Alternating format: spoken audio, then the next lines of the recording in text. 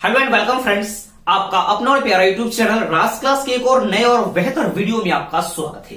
तो इस वीडियो में हम बात करेंगे क्लास 10th बिहार बोर्ड वाले के लिए, क्योंकि पिछले दो चैप्टर्स में हम क्लास 10th जो बिहार बोर्ड के स्टूडेंट है उनके लिए हम मैथमेटिक्स यानी गणित का दो चैप्टर जो होता है ना, उसका बेसिक, एडवांस, ऑब्जेक्टिव, सब्जेक्टिव जो आपके एग्जाम में वह प्रश्न आएगा ही आएगा, उसके बारे में पिछले दो वीडियो में हम बात कर चुके हैं दोनों चैप्टरों का। अब हम इस वीडियो में बात करेंगे, यह वीडियो आपका सीरीज का थर्ड वीडियो है और इसमें हम बात करेंगे चैप्टर थर्ड का दो चर वाले रैखिक समीकरण युग्म, जिसको linear equation in two variables pairs जिसको हम लोग बोला करते हैं। तो पहले तो इसके हम बेसिक फंडामेंटल चीज को समझेंगे, यानी इसमें ऑब्जेक्टिव कहां से पूछते हैं, किस तरह के ऑब्जेक्टिव होते हैं और सब्जेक्टिव प्रश्न कौन कौन सा जो है 2023 में आपके एग्जाम में पूछने वाले हैं इस बार, उसके बारे में आपको पूरा डिटेल हम करेंगे इस वीडियो में। अगर से आप लोग हमारे चैनल पर भी नए हैं तो जल्दी से इस चैनल को सब्सक्राइब कर लेंगे और बेल नोटिफिकेशन को ऑन करेंगे। ऑन करने का क्या कारण है, जैसे ही हम महत्वपूर्ण प्रश्न का आप जैसा ही वीडियो डाले तो आप सबसे पहले देखकर उसका इंप्लीमेंट करें, उसका प्रैक्टिस करें, उसको याद करें मेरे दोस्त। ठीक है, तो इसमें पूरा बेसिक टू एडवांस आपको मैं बताऊंगा। ठीक है, चलिए तो पहले समझते हैं क्या है कि दो चर वाले दो चर, पहले चर और अचर को समझ लेंगे, फंडामेंटल पूरी समझ में आ जाएगी। तो हम समझते हैं कि चर किसे कहते हैं और फिर आता है अचर किसे कहते हैं। तो मेरे भाई देखिएगा, चर और अचर पिछले भी वीडियो में हम इसके बारे में डिस्कस कर चुके हैं। पिछले वाले वीडियो में चर का मतलब होता है कि जिसका मान नहीं बदल जाता है। मान क्या होता है, तो बदल जाता है, जिसके एग्जांपल्स में हम एक्स वाई जेड इस तरह की चीज को हम ए बी सी इस तरह को हम चर में लेते हैं। अचर में होता है जिसका मान नहीं बदलता है, जिसमें हम लिखते हैं सभी वास्तविक संख्या 1 2 3 4 5 इस तरह से हम लिखते हैं, इसको अचर लिखते हैं। तो हमारे पास जो क्वेश्चन के यानी चैप्टर जो है उस चीज को पहले समझेंगे। कह रहा है कि दो चर, यानी चर का होना चाहिए, इसमें दो होना चाहिए। तो कौन कौन से लिख सकते हैं, एक्स वाई लीजिए या वाई जेड रहेगा क्वेश्चन में, या एम एन रहेगा, यू भी रहेगा, कोई दो चर लेना है। वही क्वेश्चन, पहले चैप्टर्स की चीज को समझ लेंगे, यहां से क्लियर हो जाएगा। वाले रैखिक समीकरण, तो रैखिक समीकरण किसे कहते हैं, जिसका घात एक होता है। आपकी ऑब्जेक्टिव में पूछते हैं क्वेश्चन कि रैखिक समीकरण का घात कितना होता है, तो रैखिक जो समीकरण है उसका घात कितना होगा, तो एक होगा। अब यहां पे हम समझेंगे कि दो चर वाले जो रैखिक समीकरण है उसमें, यानी a x plus b y plus c बराबर 0, इसका ए यानी दो चर वाले जो रैखिक समीकरण है इसका जनरल फॉर्मूला हम यहां पे लिखते हैं। क्या है, a x plus b y plus c. ठीक है, इस चीज को हम लिख लिए हैं। आपको इसमें यानी एक्स का जो गुणांक है उसको क्या कहते हैं, तो ए, वाई के गुणांक को कहते हैं बी, और जो अचर पद होता है उसको हम लोग क्या कहते हैं, उसको सी कहते हैं। यहां से आपके ऑब्जेक्टिव पूछते हैं, क्या पूछते हैं कि भैया 2x प्लस 3y प्लस 5 बराबर 0 है, तो आप इसमें से हमको बताइए कि ए बी सी का मान क्या होगा।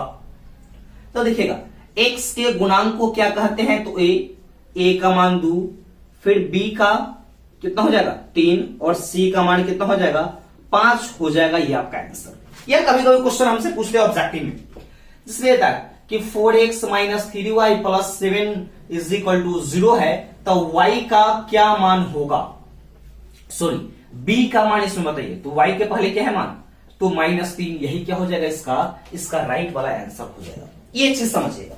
अब यहां से आपके ऑब्जेक्टिव क्वेश्चन पूछते हैं, पहले ऑब्जेक्टिव के बारे में बात कर लेंगे, उसका पूरा डिटेल हम सब्जेक्टिव की तरफ चलेंगे, क्योंकि यह जो चैप्टर है थोड़ा सा लंबा है, ये चैप्टर लंबा ही है। इसका आपको हम पूरा डिटेल करके पूरा आपको मैं समझा दूंगा। एक ही वीडियो या दूसरा भी वीडियो आ सकता है, जो होगा मैं आपको लास्ट तक आपको बता दूंगा। हमारे साथ बने रहिएगा पूरा एंड तक, पूरा चीज आपको समझ में आएगा। ये हो गया। अगर जो आपसे पूछता है कि रैखिक समीकरण का व्यापक रूप क्या होता है, तो ax प्लस बी बराबर 0। ठीक है, अब यहां पर आता है दो चर रैखिक समीकरण, इस दो समीकरण के रूप में आता है। जैसे हम लिखते हैं इसका फॉर्मूला a1x b1y c1 बराबर 0, इसको हम लोग समीकरण क्या कहते हैं, तो पहला कहते हैं। फिर आता है a2x b2y, फिर C2 बराबर 0, इसको क्या कहते हैं हम लोग, समीकरण दूसरा कहते हैं।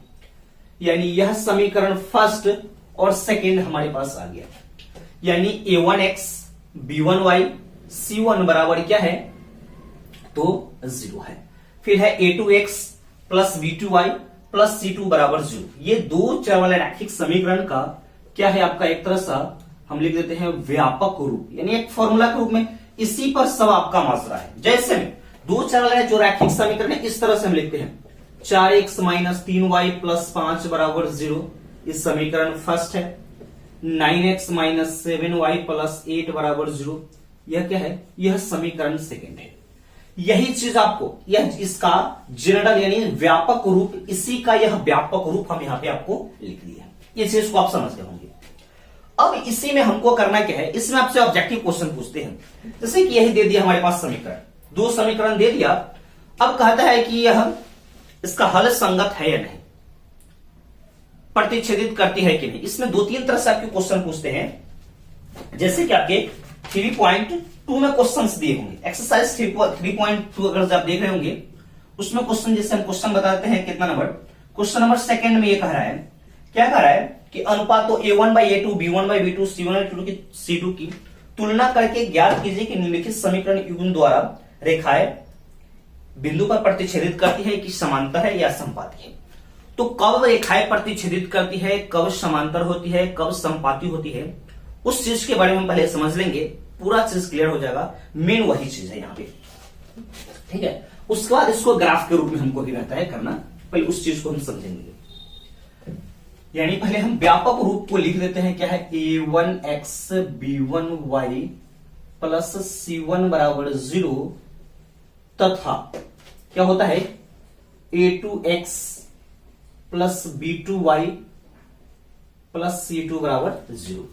तो यहां पर आता है कि a1/a2, इसका पहला रूल के हिसाब से चलेंगे, बराबर नहीं है किसके, b1/b2 के। यानी a1/a2 करते हैं बराबर नहीं होगा b1/b2 के, चाहे c1/c2 अगर तीनों अनइक्वल है, तीनों बराबर अगर से अलग अलग है, तो हम दो ही के लिए लिखते हैं a1/a2 बराबर नहीं है b1/b2 के। क्या होगा इसके लिए, रेखाएं प्रतिच्छेदित करती है। इसकी जो दो रेखाएं होती है आपस में क्या होती है, प्रतिच्छेदित करती है। केवल एक हल संभव, यानी जिसको हम लोग अद्वितीय हल भी लिखते हैं, अद्वितीय हल।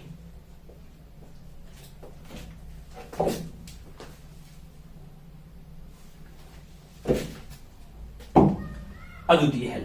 फिर आता है इसमें तीसरा, निकाय का हल क्या होगा, तो संगत होगा। हल क्या है, तो संगत है। इस चीज को समझ लीजिए। फिर इसका दूसरा नंबर फॉर्मूला आता है कि a1/a2 बराबर है b1/b2 के और बराबर नहीं है किसके, c1/c2 के। यानी दो को बराबर है और तीसरा बराबर नहीं है, क्या होगा,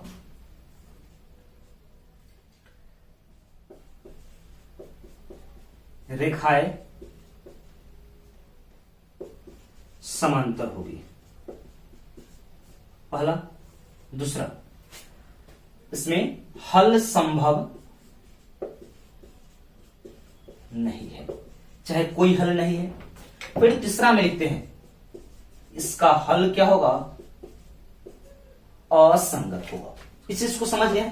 फिर तीसरा नंबर आता है हमारे पास, क्या आता है कि a1/a2 बराबर है b1/b2 के और यह जो बराबर होगा c1/c2 के। तो क्या होगा, रेखाएं समपाती होगी। इसी को हम लोग आश्रित समीकरण भी बोलते हैं। रेखाएं समपाती होगी। फिर होगा क्या, अनेक हल संभव है, अनेक हल संभव है। अब इसमें तीसरा आता है कि इसका हल भी क्या होगा, तो संगत होगा। मेन चीज यही है। अगर यह तीनों कॉन्सेप्ट को अगर आप पूरा अच्छे प्रकार से मेरे दोस्त समझ जाते हैं, तो आपसे एक भी ऑब्जेक्टिव नहीं छूट पाएगा। इस चीज को समझ लेते हो तो ऑब्जेक्टिव के साथ साथ जितना सारा सब्जेक्टिव है सब आपसे क्वेश्चन बन जाएंगे, बहुत ही आसानी में बनेंगे। इसी चीज को हमको समझना है। इसका मैंने व्यापक रूप 2 समीकरण था, दोनों समीकरण को हम लोग लिख दिए हैं। पहला इसका नियम क्या कहता है कि अगर जो किसी समीकरण का हम प्रैक्टिस आपको करा देंगे, a1/a2 किसी समीकरण में निकालते हैं, b1/b2 निकालते हैं, फिर c1/c2 ही निकालते हैं, तीनों को निकालते हैं a1/a2, b1/b2, c1/c2, तीनों को निकालते हैं। जब तीनों का मान अलग अलग हो, डिफरेंट डिफरेंट हो, तो दो ही के लिए हम लिखते हैं। क्या लिखते हैं कि a1/a2 बराबर नहीं है b1/b2 के। अब देखिए मेरे दोस्त, आपसे 3 तरह के क्वेश्चन इससे पूछते हैं। 3 तरह के क्वेश्चन पूछेंगे। क्या पूछ सकते हैं? पहला देखिएगा, आपसे क्वेश्चन रहेगा कि प्रतिच्छेदित करेगी, कि समांतर होगी, कि समपाती होगी, यानी इसका ये पहला हो गया। फिर दूसरा आपसे क्वेश्चन पूछेगा, दूसरा क्वेश्चन, ये पहला क्वेश्चन हो गया। एक ही क्वेश्चन का 3 तरीका से पूछता है, कैसे कैसे से देखिएगा। अब है कि हल संभव है कि नहीं, कि केवल एक हल है या अनेक हल है, यह रहेगा। तो अगर इस तरह से कंडीशन था केवल एक हल, जिसको अद्वितीय हल कहते हैं, हल संभव नहीं है, अगर इसमें क्या आता है अनेक हल है। अब आपसे पूछते हैं कि जो हमारे पास समीकरण दिया हुआ है वह संगत है या असंगत है।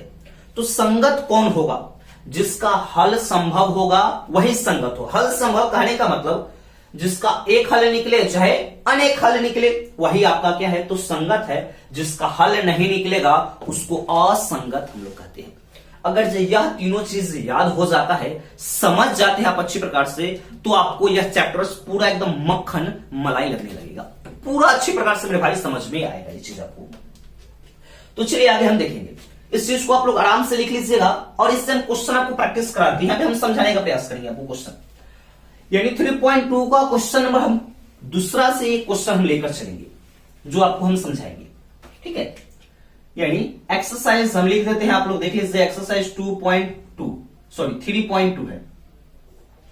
एक्सरसाइज 3.2 का क्वेश्चन नंबर 2 का फर्स्ट क्या क्वेश्चन कह रहा है कि 5x माइनस 4y प्लस 8 बराबर 0 है। यह समीकरण इसका फर्स्ट है। फिर इसमें कह रहा है कि 7x प्लस 6y माइनस 9 बराबर 0, यह समीकरण सेकंड है। क्वेश्चन में हमारे पास कह रहा है कि एक बिंदु पर प्रतिच्छेदित करेगी या समांतर होगा या समपाती होगी। चलिए तो देखिएगा, तो हमको a1/a2 निकालेंगे। a1 का मान 5, a2 का मान 7।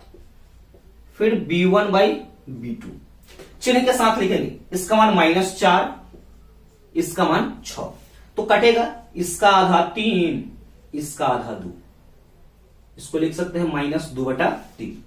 फिर हम लिख सकते हैं c1/c2 8 बटा कितना -9। तो मेरे भाई यहां पे समझेंगे, ये देखिए इस सब का तीनों का मान अलग अलग है, तो हमको दो ही चीज को लिखना है। क्या लिखेंगे? a1/a2 b1/b2। अब देखिएगा ये दोनों बराबर है क्या? बराबर नहीं है, तो क्या लिखेंगे? बराबर नहीं है। अब हमारे पास बराबर नहीं है तो इसके लिए 3 कंडीशन लिखाएंगे। पहला है कि रेखाएं प्रतिच्छेदित करेगी। अगर जो रेखाएं प्रतिच्छेदित वाला क्वेश्चन से पूछ रहा है तो इसमें लिख दें कि इसकी रेखाएं क्या होगी तो प्रतिच्छेदित करेगी। अगर ये पूछ रहा है कि हल संभव है कि नहीं या कितने हल है, तो हल के बारे में पूछेगा तो क्या लिख देंगे? अद्वितीय हल है, यानी केवल एक हल है। अब पूछेगा कि संगत है या असंगत। असंगत पूछेगा, संगत असंगत तो क्या है भैया? ये तो संगत है। मैंने आपको लिखा है ना, इसमें 3 पॉइंट लिखा है। तो इसमें पूछ रहा है रेखाएं प्रतिच्छेदित करती थी, यहां लिख देंगे कि रेखाएं प्रतिच्छेदित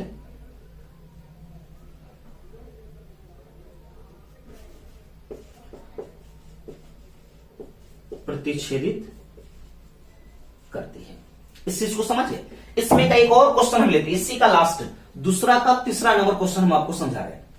क्या क्वेश्चन कर रहा है कि 6x माइनस 3y प्लस 10 बराबर 0, यह हो गया समीकरण फर्स्ट। फिर आता है कि 2x माइनस y और प्लस 9 बराबर 0, समीकरण क्या आ गया तो सेकेंड आ गया। यही चीज को हम निकालेंगे। a1/a2 निकालिए। a1/a2 6/2, इससे कैंसिल करते हैं 3, यानी इसको हम लिख सकते हैं 3/1। फिर निकाल सकते हैं b1/b2, इसका मान -3, इसका मान -1 था, कैंसिल तो क्या हो जाएगा 3/1। फिर कह रहा है कि c1/c2 तो 10/9। अब मेरे भाई इसमें समझेंगे, ये फर्स्ट वाले तो आपको आ चुके हैं समझ में। सेकंड में देखिएगा, इसमें हमारे पास दो चीज बराबर आ रहा है। कौन कौन बराबर आ रहा है कि a1/a2 हमें बराबर आ रहा है और b1/b2, तो हम लिख सकते हैं कि a1/a2 बराबर है किसके, b1/b2 के, लेकिन बराबर नहीं है c1/c2 के।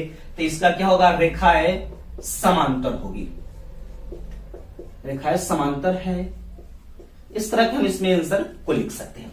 इस तरह के आपके ऑब्जेक्टिव क्वेश्चन पूछते हैं, लेकिन हमें शॉर्ट में इसको करना है। थोड़ा सा आप रफ कर लेंगे आराम से, आपको एक दो बार इस वीडियो को आप पूरा रिवीजन करके देखेंगे ना, तो आपको बिल्कुल पूरा से पूरा मेरे भाई समझ में ये चीज आ जाएगा।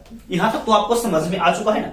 अब हम लोग आगे बढ़ते, इसी में संगत असंगत वाला रहेगा, तो सेम इसी प्रकार से उसको हम संगत और असंगत कर लेंगे, ठीक है। यानी संगत असंगत में संगत पूछेगा तो वही a1/a2 बराबर नहीं है b1/b2 के, तो इसका भी संगत होगा।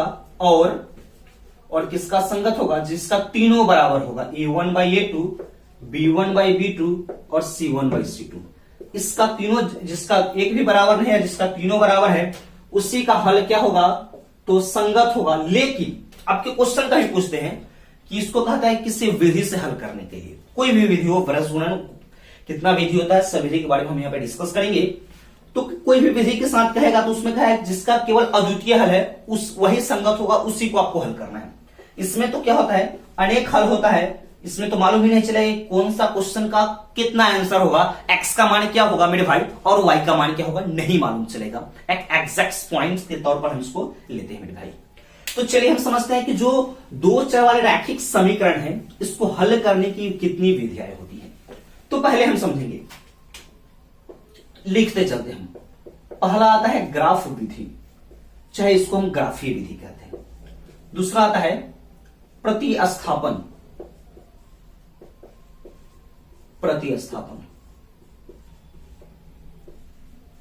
लुप्तीकरण, या इसी को हम लोग विलोपन विधि कहते हैं। लुप्तीकरण या विलोपन विधि। फिर आ गया व्रज गुणन विधि। तो यही इतना ही विधि है। एक आपका आता है तुलनात्मक विधि, जो आपको क्लास 10th में उस चीज के बारे में नहीं पढ़ना है, हमें यह चार ही विधि के बारे में पढ़ना है। तो पहला जो आता है ग्राफीय विधि, इससे आपको 5 मार्क्स के क्वेश्चन पूछते हैं। ग्राफीय विधि से एक ग्राफ आपको हर एक साल यह पूछता है। ग्राफ विधि आपको दो समीकरण दिया हुआ रहेगा, है कि इसको ग्राफीय विधि से हल कीजिए, तो आपको हल करना रहेगा और ग्राफ का एक पेपर दिया रहेगा, उस पर इसके फिगर को ड्रॉ करके एक्स और वाई के पॉइंट को आपको निकालना रहेगा कि एक्स का मान कितना है और वाई का मान कितना है, आपको उसमें एग्जैक्ट दिखाना पड़ेगा मेरे भाई। अब यहां पे आता है प्रतिस्थापन। प्रतिस्थापन विधि क्या होता है, प्रतिस्थापन इसको विस्थापन, जिसको सब्स्टिट्यूशन मेथड कहते हैं। और यहां पे आता है लुप्तीकरण या विलोपन विधि, इसको एलिमिनेशन मेथड कहते हैं। और व्रज गुणन विधि को क्रॉस मल्टीप्लीकेशन मेथड कहते हैं। तो मेरे भाई ग्राफ विधि आपको आता होगा, ठीक है। नहीं तो मैं एक वीडियो है, मैं पहले ऑलरेडी डाला हूं, उसका डिस्क्रिप्शन में मैं लिंक दे दूंगा। ग्राफ विधि का एक वीडियो प्रॉपर है ग्राफीय विधि से। कैसा भी आपका क्वेश्चन हो, अगर जो उस वीडियो को देख लीजिएगा, उस कंसेप्ट को अगर समझ लेते हैं ना, तो आपको पूरा बिल्कुल से बिल्कुल मेरे दोस्त समझ में आ जाएगा। 5 मार्क्स आपको वहां पे मुट्ठी में हो जाएंगे, थोड़ा सा भी इधर उधर होने वाला नहीं है। तो हम समझते हैं पहले प्रतिस्थापन विधि। हम कंसेप्ट को आपको डिस्कस करते चलेंगे। वैसा होगा तो एक क्वेश्चन भी हम आपको डिस्कस कर देंगे, कॉन्सेप्ट को डिस्कस कर देंगे, सब चीज की कॉन्सेप्ट को आपको मैं बता दूंगा। बहुत आसान से आपसे क्वेश्चन को बन पाएंगे। तो पहले हम लोग लेते हैं प्रतिस्थापन। पहला आता है प्रतिस्थापन विधि। यह विधि थोड़ा सा लंबा है, लेकिन सबसे आसान है। थोड़ा आपका प्रोसेस ज्यादा लेगा, लेकिन सबसे आसान है। आपकी एग्जाम में क्वेश्चन आप कहते हैं, समीकरण दे दिए रहेंगे, दो समीकरण, जैसे कि 2x + 3y = 5 = 0, फिर x + y + 6 = 0। अब रहता है, कहता है कि उसको प्रतिस्थापन विधि से हल कीजिए, या व्रजगुणन विधि से हल कीजिए, या विलोपन विधि से हल कीजिए, या आपको दिया रहता है। तो भैया ये सब विधि अगर जे आपको आएगा तभी ना आप बनाइएगा। अगर जे यह सब विधि आपको नहीं आएगा तो किस तरह से इस विधि को आप सोल्व कर पाएंगे, तो उसी को आज पूरा डिस्कस हम आपको करने वाले हैं। प्रतिस्थापन के लिए हम इसमें आपको क्वेश्चन हम लेकर चलते हैं एक्सरसाइज 3.3 में। देखिएगा मेरे दोस्त, एक्सरसाइज हम 3.3 में आपको लेकर चलते हैं प्रैक्टिस के लिए, और जो इंपॉर्टेंट क्वेश्चन है उसको मैं यहाँ पे आपको बता दूंगा, आप लिख लीजिएगा उस क्वेश्चन को, 2-3 बार प्रैक्टिस कीजिएगा, आ जाएगा। अगर जो उस प्रश्न में कोई दिक्कत होगा तो आप हमें कमेंट सेक्शन में कमेंट कीजिएगा, मैं उस प्रश्न को पूरा अच्छे प्रकार से समझाकर आपको बता दूंगा मेरे दोस्त। जो आपको इसमें समस्या लगता हो, इस वीडियो में जो आपको दिक्कत है, जो चीज नहीं समझ में है, हमें कमेंट सेक्शन में एक बार कमेंट जरूर करेंगे, जो आपकी समस्या को पूरा यहाँ पे हम लोग क्लियरिफाई कर देंगे, पूरा आपको समझा देंगे कहां पे आपको दिक्कत है, कहां पे नहीं समझ में आ रहा है, सब चीज के बारे में। लेकिन आपसे एक बार रिक्वेस्ट है, वीडियो को जरूर शेयर करेंगे, क्योंकि यह वीडियो आपके लिए ही बनाया जा रहा है। बहुत ही परिश्रम करने के बाद इस तरह के टॉपिक्स पर डिस्कस करते हैं हम, और आपके लिए एक महत्वपूर्ण प्रश्न को लेकर आते हैं, जिससे आप एग्जाम में आपको बहुत बढ़िया से बढ़िया नंबर आए, आप एक अच्छा नंबर ला सके एग्जाम में। लगातार हम वीडियो आपके लिए दे रहे हैं, तो आपका फर्ज बनता है वीडियो को एक बार शेयर जरूर कीजिएगा, अपने सभी दोस्तों के पास शेयर करेंगे। जो आपकी क्लास 10 का प्रिपरेशन कर रहे हैं, आपके दोस्त, आपके रिश्तेदार, जहां भी हो, आपके सर्कल के व्यक्ति हो, पर्सन, उसको ये वीडियो जरूर शेयर करेंगे भाई। तो चलिए हम प्रतिस्थापन विधि से एक प्रश्न को लेकर चलते हैं। इसका एक प्रश्न है, क्या है, x प्लस वाई बराबर क्या है, क्वेश्चन इसमें क्या है, x प्लस वाई बराबर 14 दिया हुआ है इसको, क्वेश्चन यही है x प्लस वाई, फिर इसमें लिखा हुआ है कि x माइनस वाई बराबर 4 है। तो हम इसमें ले लेते हैं इसका सॉल्यूशन, यानी हल। क्या है, x प्लस वाई बराबर 4, इसको समीकरण फर्स्ट, फिर x माइनस वाई बराबर 14 था, नीचे वाला 4 है। चलिए मेरे भाई देखिएगा, अब यह है, तो हम इसको सोल्व करने के लिए पहले लेते हैं कि समीकरण किससे, तो समीकरण फर्स्ट से। क्या है, x प्लस वाई बराबर 14 है। तो हमको करना क्या रहता है, समीकरण जो फर्स्ट हमारे पास आ चुका है, तो इसमें से x वाले को या y वाले को इस तरफ भेज देते हैं।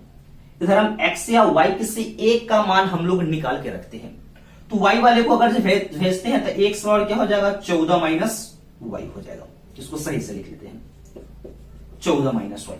अगर जी इसके x के गुना में कोई संख्या रहता, 2 रहता, 3 रहता, 5 रहता, तो इसको हम बटा में कर लेते, लेकिन कोई संख्या गुना में नहीं है, तो हम इतना ही कि इसको छोड़ेंगे। अब इसके बाद हम क्या लिखेंगे कि x का मान कहां पे रखते हैं, समीकरण सेकेंड में,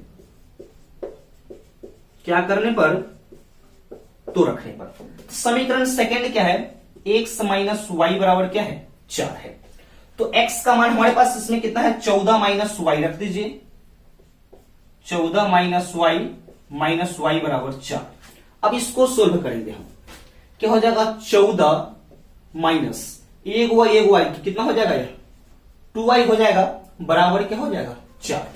अब देखिएगा, ये तो कांस्टेंट है, 14 है, प्लस में इधर आएगा तो माइनस में, तो हमारे पास पहले से माइनस में 2y है, ये वाला प्लस में इधर आएगा तो माइनस में, तो माइनस 2y बराबर, इसको अगर जो हम घटाते हैं तो माइनस क्या होता है, तो माइनस में 10 हो जाता है। अब देखिएगा, यह गुना में है, इधर आएगा तो माइनस 2 भाग में हो जाएगा, इसलिए हम लिखते हैं y बराबर माइनस 10 बटा माइनस 2 बराबर y का मान कितना आ गया, y का मान क्या आ गया हमारे पास, तो 5 यहां पे हमारे पास y का वैल्यू निकल चुका है। अब यहां पे हम रख देंगे, और इसीलिए x बराबर हमारे पास कितना है, 14 माइनस वाई, तो क्या हो जाएगा, 14 माइनस वाई का मान कितना है, 5, तो x का मान हमारे पास कितना आ गया, तो 9। तो हम नीचे लिख सकते हैं कि अतः x बराबर 9 और y बराबर 5 है। ठीक है, यही आपका आंसर हो गया, यही आपका प्रतिस्थापन विधि है। तो प्रतिस्थापन विधि का मतलब क्या, उस चीज को पहले आप समझ लेंगे ना। क्वेश्चन आपका कितना भी जटिल प्रश्न होना, बटा वाला हो, दशमलव वाला हो, या कैसा भी क्वेश्चन हो, आपको आराम से मेरे भाई समझ में आ जाएगा ये चीज। तो यहां पर ये तो सिंपल वाले क्वेश्चन थे, इस चीज के कॉन्सेप्ट को समझिएगा। पहले तो हम हल में दोनों प्रश्न, दोनों जो समीकरण उसको हम लिख लेंगे। तो हम लोग समीकरण फर्स्ट से पहले लेंगे। आप समीकरण फर्स्ट से लिखिए, सेकेंड से लिखिए, कोई मतलब इसमें नहीं है। ये नहीं कि समीकरण फर्स्ट को लिखना है, लेकिन आप समीकरण यहां पे सेकेंड को भी लिख सकते हैं, कोई दिक्कत नहीं होगा मेरे दोस्त। तो यहां पे हम समीकरण फर्स्ट के लेके किसका मान निकालिए, एक्स का मान निकालिए। बहुत हमारे विद्यार्थी इसमें कमेंट करेंगे कि सर हम एक्स का ना वाई का मान निकाल लीजिए, तो कोई दिक्कत नहीं मेरे दोस्त, आप वाई का मान निकालेंगे तो क्या हो जाएगा, 14 माइनस एक्स हो जाएगा। जैसे निकालिए, और जो अगर जो पहला समीकरण से लिए हैं ही, तो जो एक्स का मान हो उसको दूसरा में रखिए, या आप अगर जो पहले दूसरा समीकरण को माने हैं तो जो एक्स का मान निकाले उसको किस में रखिए, पहला में रखिएगा, उससे आपको एक्स या वाई किसी एक का वैल्यू आ जाएगा। और यहां पर जो कि है इसी को सोल्व कर लेंगे तो एक्स और वाई दोनों का मान यहां पर आ जाएंगे। यही आपका प्रतिस्थापन विधि है। यह जो प्रश्न हम लिखे हैं ना, यह भी आपके बोर्ड एग्जाम के लिए भी प्रश्न है, बहुत ही महत्वपूर्ण आपके बोर्ड एग्जाम के लिए हम प्रश्न को डिस्कस कर रहे हैं। ऑब्जेक्टिव तो पूरा मैंने आपको क्लियर कर दिया, अब सब्जेक्टिव टाइप पर धीरे धीरे हम लोग लेकर चल रहे हैं। तो ये क्वेश्चन को लिख दिया, एक दो क्वेश्चन इसमें हम लिख देते हैं आपको, जो आपको पूरा बिल्कुल से बिल्कुल मेरे दोस्त समझ में आ जाएगा। ठीक है, आपको प्रतिस्थापन विधि कोई भी विधि हो उससे कोई दिक्कत नहीं। आपको क्वेश्चन जो बोर्ड एग्जाम में क्वेश्चन पूछते हैं, वो कभी कहता है कि हाँ वृज्जगुणन से हल कीजिए, प्रतिस्थापन से हल कीजिए, या लिखा ही नहीं रहता है, कहता है कि इससे हल कीजिए, यानी इसका मान निकाले, एक्स और वाई का मान बताए, तो क्या होगा। तो हम यहाँ पे चैप्टर वाइज यानी एक्सरसाइज वाइज हम आपको महत्वपूर्ण प्रश्न को यहाँ पे हम लिख देते हैं, उसको आप बना लीजिएगा, फिर आगे हम डिस्कस करेंगे मेरे दोस्त। तो यहां देखिएगा एक्सरसाइज 3.2 में पहले प्रश्न को जो प्रश्न हम बताएंगे उस प्रश्न को आप अच्छी प्रकार से मेरे दोस्त प्यारे साथियों आराम से उसको रिवीजन कीजिएगा, आपके लिए सबसे ज्यादा महत्वपूर्ण होगा। क्वेश्चन नंबर इसमें 2 और 3 आपकी ऑब्जेक्टिव के लिए पूरा क्लियर कर देगा, 2 और 3 यही से आपको क्लियर हो जाएगा।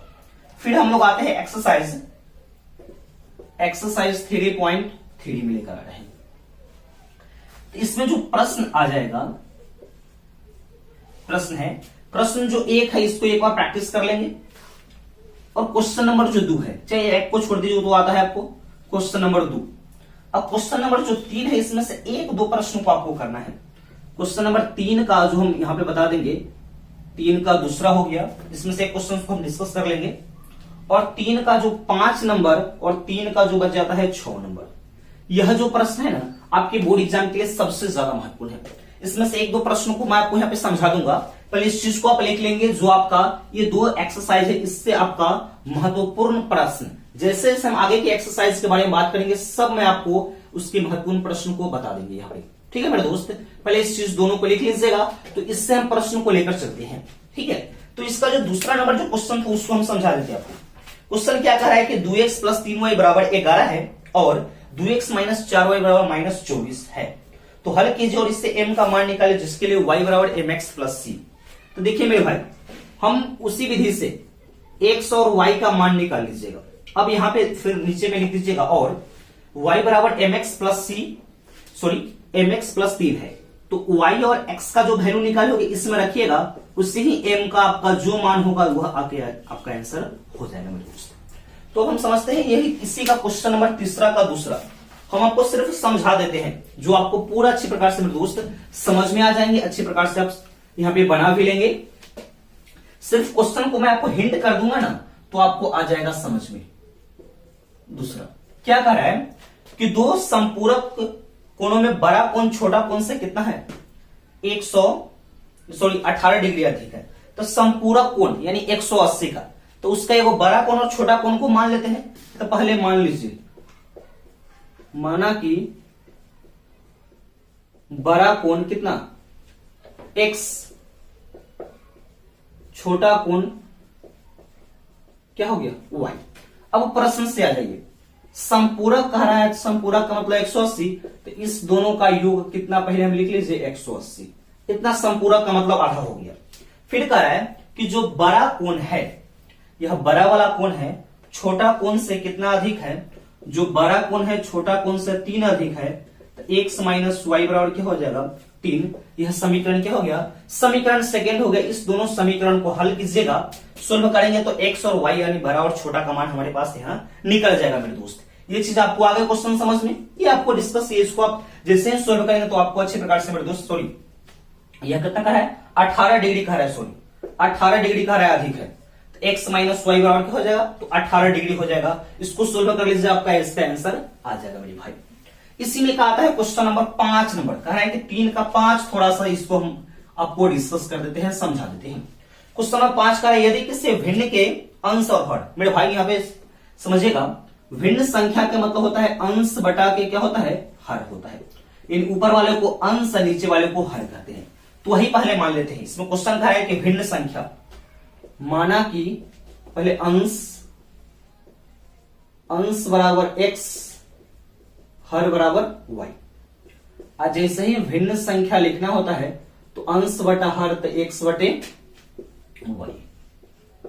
अब प्रश्न से कह रहा है, क्वेश्चन क्या कह रहा है, यदि किसी भिन्न के अंश और हर में 2 जोड़ दिया जाए, तो पहले हम अंश बटा हर लिख देते हैं। इस दोनों में कितना कह रहा है जोड़ने के लिए, 2 जोड़ने के लिए, तो यह कितना हो जाता है, 9 बटा 11 हो जाता है। इसको सोल्व कीजिएगा तो यह एक पहला समीकरण आ जाएगा। और इसमें कह रहा है क्वेश्चन में आगे, फिर आधा पढ़ेंगे क्वेश्चन तो आपको आएगा समझ में। फिर कह रहा है यदि अंश और हर में 3 जोड़ दिया जाए, ठीक है, दोनों में कह रहा है आप 3 जोड़ दीजिए। पहले 2 कह रहा था, अब कह रहा है कि 3 जोड़ दिया जाए तो इसका मान कितना हो जाएगा, तो 5 बटा 6 हो जाएगा। समीकरण इसको निकालिएगा तो दूसरा आएगा। दोनों समीकरण को जैसे ही हम लोग हल करते हैं, इसको बनाते हैं, सोल्व करते हैं, तो हमारे पास किसका मान आ जाएगा, x का मान आ जाएगा और किसका मान आ जाएगा, तो y का मान आ जाएगा। लेकिन क्वेश्चन में क्या कह रहा है, लास्ट में कह रहा है कि वह भिन्न ज्ञात किससे, कह रहा है कि भिन्न संख्या लिखने के लिए, तो फिर लास्ट में क्या लिख देंगे हम कि भिन्न संख्या बराबर होता है x बटा y। x का जो मान आया है ऊपर, y का जो मान आया हुआ है नीचे, वही आपका यह आंसर हो जाएगा। ये इसकी कॉन्सेप्ट को अगर आप समझ लेते हैं तो क्वेश्चन आपके लिए बहुत बेहद ही आसान हो जाएगा मेरे दोस्त। और इसका 6 नंबर है, 6 नंबर में थोड़ा हम समझा देते आपको, पूरा आपको समझाते हुए चलेंगे, आप उसको प्रैक्टिस कीजिएगा, बन जाएगा मेरे दोस्त, बहुत ही आसानी से बन जाएगा वो, ठीक है। अब इसी का 6 नंबर, 3 का 6 नंबर क्वेश्चन क्या कह रहा है, कह रहा है कि 5 वर्ष बाद जैकब की आयु उसके पुत्र की आयु की 3 गुनी हो जाएगी। पहले दोनों का वर्तमान आयु मान लीजिए, माना कि जैकब की वर्तमान आयु x वर्ष, उसके पुत्र का वर्तमान आयु y वर्ष। अब कह रहा है कि 5 वर्ष बाद, यानी 5 वर्ष बाद किसकी आयु पहले लेते हैं, तो जैकब की आयु। तो अभी 1 साल का है, अब 5 साल बाद उसमें 5 को जुड़ जाएगा तो x प्लस कितना हो जाएगा, x प्लस 5 हो जाएगा। अब पुत्र की आयु क्या हो जाएगा, यहां लिख दीजिए कि उसके पुत्र की आयु, हम थोड़ा शॉर्ट में आपको समझा रहे हैं जो आपको समझ में आ जाना चाहिए। तो क्या हो जाएगा, y प्लस 5 वर्ष, ये चीज कह रहा है। अब इसमें प्रश्न से क्या कह रहा है मेरे दोस्त, यहां पे समझेंगे। क्या कह रहा है कि 5 वर्ष बाद जैकब की जो आयु, पहले दोनों का आयु लिख देते हैं, जैकब की आयु है, यह उसके पुत्र की आयु है, ठीक है। तो कह रहा है कि 5 वर्ष बाद जैकब के उसके पुत्र की आयु की कितना गुना हो जाएगा, 3 गुना। तो इसके पुत्र की आयु में जैसे 3 से गुना करेंगे, दोनों का उम्र क्या हो जाएगा, तो बराबर हो जाएगा। तो इसको हम सोल्व करेंगे, x प्लस 5, 3y प्लस 15, इसको जैसे ही सोल्व कीजिएगा तो यह समीकरण क्या आ जाएगा, समीकरण पहला आ जाएगा। और ये चीज तो आ गया समझ में। अब इसमें फिर कह रहा है आगे, फिर कह रहा है कि 5 वर्ष पूर्व, फिर यहां तक तो समीकरण फर्स्ट लिख लेंगे, फिर उसमें लिख देंगे 5 वर्ष पूर्व, यानी पहले, अभी से 5 साल पहले उसका कितना उम्र था, तो माइनस लिख लेंगे इस तरह से, माइनस, यानी हम सीधे शॉर्ट में समझाते हैं, यानी x माइनस 5 हो जाएगा बराबर x y माइनस 5। अब कह रहा है कितना गुना थी, तो 7 गुनी थी, तो इसमें 7 से गुना, x माइनस 5 बराबर 7y माइनस 35। ये दूसरा समीकरण सोल्व कर लीजिएगा और दोनों को सोल्व कीजिएगा तो x और y का जो मान होगा वह जैकब, x का मान जो आएगा वह जैकब की आयु हो जाएगा और y का जो मान आएगा उसके पुत्र की आयु हो जाएगी मेरे दोस्त। ये चीज आपको आ गई समझ में। फिर इसके बाद विलोपन विधि, ये तो आपका प्रतिस्थापन विधि से क्वेश्चन पूछता है, चाहे आप किसी भी विधि में उस क्वेश्चन को बना सकते हो। अब हम थोड़ा सा समझ लेते हैं विलोपन विधि क्या चीज है। विलोपन के बारे में थोड़ा सा समझ लेते हैं, जो आपको पूरा बिल्कुल समझ में आ जाएगा। उसके बाद व्रज भी समझ लीजिएगा, व्रज से उतना पूछता भी नहीं है, लेकिन पूछ देगा तो आप तो बना लोगे, क्योंकि ये सब चीजें आपको पहले से समझ में आया हुआ है, थोड़ा हमको हिंट कर देना है। हम समझ लेते हैं पहले विलोपन, विलोपन विधि। एक प्रश्न को हम लेकर चलते हैं, ठीक है। प्रश्न है x प्लस वाई बराबर 5, समीकरण फर्स्ट। दूसरा है 2x माइनस 3y बराबर 4, समीकरण सेकंड है। इसी को हम विलोपन विधि से सोल्व करेंगे। चलिए देखिएगा, तो करना क्या रहता है इससे देखिएगा, हम क्या करेंगे, यहां लिख देते हैं समीकरण फर्स्ट। अब देख रहे हुआ समीकरण जो सेकंड में y के पहले जो संख्या है ना, उससे किस में गुना कर देंगे, समीकरण फर्स्ट में लिखेंगे। समीकरण फर्स्ट गुना कितना, 3। अब प्लस होगा कि माइनस होगा से नहीं मालूम, फिर यहां लिख देते हैं समीकरण सेकंड गुना। तो समीकरण फर्स्ट में y के पहले जो होगा वो सेकंड में गुना कर देंगे, और सेकंड में जो y के पहले होगा उसको फर्स्ट में गुना कर देंगे। तो देखिएगा फर्स्ट समीकरण लिखा है तो सेकंड में y के पहले 3 है तो 3 से गुना। अब देखिएगा समीकरण सेकंड लिखा है तो इसमें y के पहले जो संख्या है नहीं है तो कितना, 1 से गुना। अब यहां पर प्लस होगा कि माइनस होगा उस चीज को समझिएगा। अगर ये इस दोनों का चिन्ह अगर ये समान है, ठीक है, यानी चिन्ह समान है तो घटाएंगे और असमान रहेगा तो जोड़ देंगे। असमान है तो जोड़ दीजिए। चलिए गुना कीजिए, समीकरण फर्स्ट में 3 से 3x प्लस 3y बराबर 15, समीकरण सेकंड में 5 से, सॉरी 1 से पहले तो 2x माइनस 3y बराबर 4। हमको जोड़ना है, कैंसिल, 3 और 2 5, आई कितना हो गया 19। x का मान कितना आ गया, 19/5 x का मान आ गया। इतना आसान है। अब फिर हमको सोल्व करना क्या है, अब देखिएगा, ये तो y के पहले वाले को सोल्व किया तो x का मान आ गया है। अब x के पहले वाले से गुना करेंगे तो y का मान आ जाएगा, तो वही लिखेंगे समीकरण फर्स्ट गुना कितना, 2। फिर लिखते हैं समीकरण सेकेंड गुना कितना, इसके पहले कितना, कुछ नहीं है तो 1। अब यह प्लस होगा कि माइनस, तो देखिएगा दोनों का चिन्ह क्या है, समान है, कुछ नहीं लिखा हुआ यानी प्लस में है तो क्या कर दूं, उसको चिन्ह समान है तो उसको घटा दीजिए। तो समीकरण फर्स्ट में 2 से गुना कीजिए, 2x प्लस 2y बराबर 10, समीकरण सेकेंड में 1 से गुना, 2x माइनस 3y बराबर 4। चलिए इसको हटाइए, माइनस प्लस ई माइनस ही खत्म, 3 और 2 5y, इसको घटाएंगे तो 6, इसीलिए y का मान 6/5 हो जाएगा। नीचे लिख सकते हैं, अतः x बराबर 19/5 और y बराबर 6/5। इतना आसान आपका कौन सा विधि है, तो लुप्तीकरण जो विधि है ना, इतना आसान है। इसको प्रैक्टिस जब करेंगे तो बहुत बेहद ही आसान लगेगा आपको। तो चलिए इस जो एक्सरसाइज, इससे हम महत्वपूर्ण क्वेश्चन को आपको यहाँ पे इंडिकेट कर देता हूं। उस प्रश्न को आप प्रैक्टिस करेंगे, 2-3 बार जो प्रैक्टिस कीजिएगा आपको आ जाएगा समझ में। नहीं आएगा हमें कमेंट सेक्शन में कमेंट कीजिएगा, उस क्वेश्चन को भी हम सोल्व करने का प्रयास मेरे दोस्त करेंगे। तो चलिए ये चीज तो आपको आ चुकी है समझ में। इस एक्सरसाइज से इंपॉर्टेंट क्वेश्चंस को हम लिख देते हैं यहां पे, ठीक है। एक्सरसाइज 3.4 पूरा क्वेश्चन मैं आपको लिख देता हूं। 3.4 में क्वेश्चन बनाना है, यानी प्रश्न दूसरा का कौन कौन सा प्रश्न बनाना है वो हम आपको लिख देता हूं। दूसरा का पहला नंबर, दूसरा नंबर और एक तीसरा नंबर, बस इस एक्सरसाइज का मात्र यही 3 प्रश्न आपको यहां पर प्रैक्टिस करनी है, ठीक है। फिर अगला एक्सरसाइज में हम आपको प्रश्न इंपॉर्टेंट हम आपको लिए आपको बता देता हूं, जो आपको बेहद आसान लगने लगेगा पूरा एक्सरसाइज। और 3.6 से कुछ क्वेश्चन ही छोड़ दीजिए, उससे उतना नहीं पूछता है। 3.4 और 3.5 हम ले लेते हैं।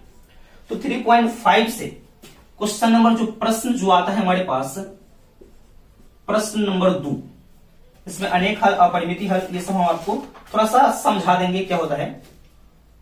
और क्वेश्चन नंबर 2 हो गया। फिर क्वेश्चन नंबर 4 का क्वेश्चन नंबर आ जाएगा आपका, 4 का क्वेश्चन नंबर 2 ये हो गया। फिर आगे भी हम 1-2 लिख देते हैं, नहीं आगे वाले से नहीं, इतना ही से हो जाएगा। यानी 3.4 को बता दिए हैं कि 3.4 का क्वेश्चन नंबर कितना से, दूसरा से। 3.4 का जो है फिर से हम एक बार देख लेते हैं, रिकेप कर लेते हैं। 3.4 का क्वेश्चन नंबर जो 3.4 का क्वेश्चन नंबर 2 का पहला, दूसरा और तीसरा, और 3.5 का क्वेश्चन नंबर दूसरा और 4 का दूसरा। इस प्रश्न को आप एकदम महत्वपूर्ण प्रश्न है मेरे दोस्त, इस प्रश्न को आप जरूर से जरूर प्रैक्टिस करेंगे। आपके क्वेश्चन बैंक में भी हो सके तो ये क्वेश्चन आपको दिया होगा उसको प्रैक्टिस करेंगे, 2-3 बार इस प्रश्न को प्रैक्टिस कर लेंगे, आपको मेरे दोस्त समझ में आ जाएगा। अब यहाँ पे ब्रज गुणन जो विधि है उस चीज को थोड़ा सा हम यहाँ पे आपको समझा देते हैं, उसके बाद ये आपका जो एक्सरसाइज हुआ खत्म हो जाएगा। ठीक है, तो ब्रज गुणन विधि होता क्या चीज है, उस चीज को थोड़ा कॉन्सेप्ट को समझ लीजिए ना। व्रज गुणन विधि, तो व्रज गुणन विधि क्या चीज है, चलिए हम फॉर्मूला को पहले उसके व्यापक रूप को लिख देते हैं। a1x b1y c1 बराबर 0, इस तरह से लिखेंगे। कभी भी व्रज गुणन विधि को जब सोल्व करेंगे तो ये जो इस तरफ जो बराबर होगा उसको इस तरफ फैलाएंगे, हम समझा देंगे आपको। a2x b2y c2 बराबर 0, तो हमको पहले x का मान निकालना रहता है, तो x वाले को बंद करेंगे, इसकी संख्या को हम लिख देंगे, लिख सकते हैं b1 by b2 b1 b2 c1 c2। फिर y बराबर, y वाले को बंद करेंगे a1 a2 c1 c2। फिर अचर पद इसको बंद करेंगे a1 a2 b1 b2। अब इस तरह से क्रॉस क्रॉस गुना करके इसको हम माइनस कर देंगे, बस हमारे पास यह बन जाएगा एकदम। जो x का वैल्यू आएगा इसके बराबर, y का वैल्यू आएगा इसके बराबर कर देंगे, हमारे पास क्वेश्चंस बन जाएंगे मेरे दोस्त। ये बहुत ही आसान आता है ब्रज गुणन विधि। ठीक है, इस वीडियो को आप 1-2 बार पूरा करके देखेंगे ना, तो जितनी इसकी हम सब्जेक्टिव और ऑब्जेक्टिव जो प्रश्न मैं आपको बताया हूं, आपको पूरा एकदम अच्छे प्रकार से मेरे दोस्त समझ में आ जाएगा, कोई दिक्कत नहीं होगा मेरे भाई मेरे प्यारे साथियों। इस वीडियो को अपने दोस्तों के पास एक बार जरूर शेयर करेंगे, और वीडियो को पहले पूरा देखने के लिए आप सबको बहुत बहुत धन्यवाद। अगर जब भी हमारे चैनल पर नए हैं और चैनल को सब्सक्राइब नहीं किया तो जल्दी से जल्दी मेरे भाई सब्सक्राइब कर दो। आपके लिए जो चैनल है ना, लगातार इस तरह का वीडियो हम दे रहे हैं, जो आपके बोर्ड एग्जाम में जो एग्जाम होने वाले उसमें आपको बहुत अच्छा नंबर आए, इसीलिए हम लगातार वीडियो आपको दे रहे हैं। ठीक है, इस वीडियो को अपने दोस्तों के पास एक बार शेयर जरूर कीजिएगा। तो मिलते हैं नेक्स्ट वीडियो में, तब तक के लिए मेरे दोस्त जय हिंद।